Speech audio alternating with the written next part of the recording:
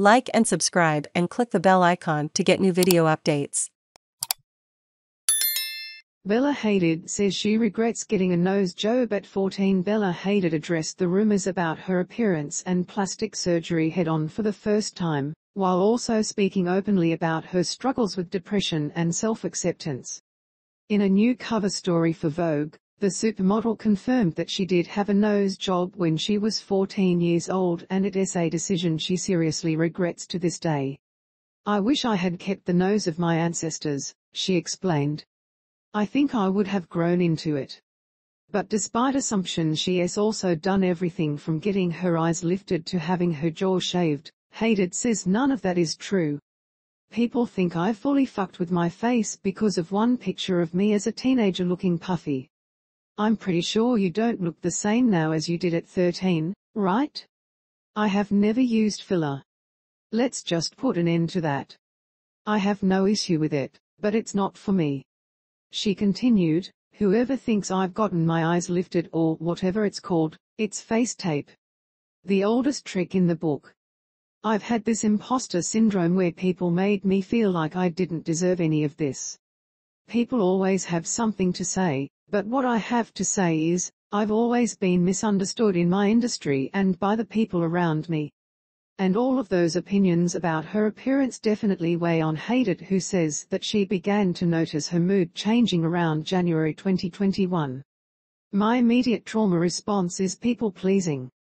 It literally makes me sick to my stomach if I leave somewhere and someone is unhappy with me, so I always go above and beyond, but the issue with that is that I get home and I don't have enough for myself," she confessed.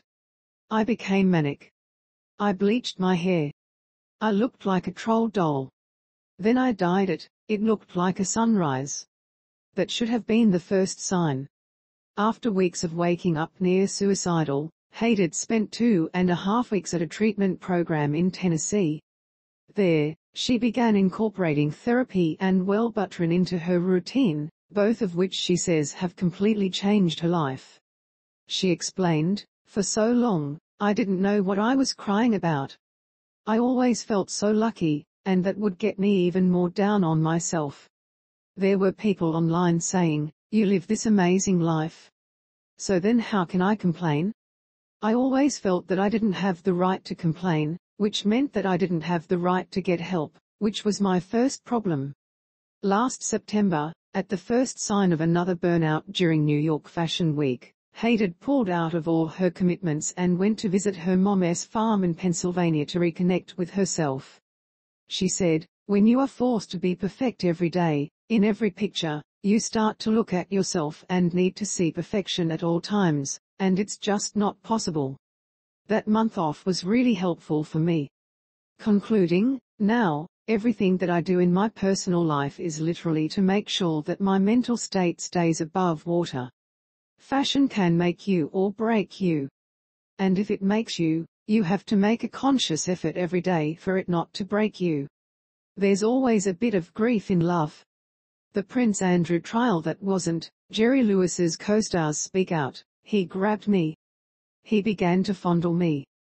I was dumbstruck." Monica Padman's moment is now. The week Los Angeles ate the art world, Queen Elizabeth tests positive for COVID-19, why a judge wants a closer look at Ghislaine Maxwell's guilty verdict, 9 books we couldn't put down this month, Vanity Fair's Hollywood issue 2022, see the full portfolio featuring Nicole Kidman, Kristen Stewart, and more, 20 best face exfoliators for softer, brighter skin, scrubs, peels, and toners, from the archive, Charles and Camilla, Coup of Hearts. Sign up for the Buyline to receive a curated list of fashion, books, and beauty buys in one weekly newsletter.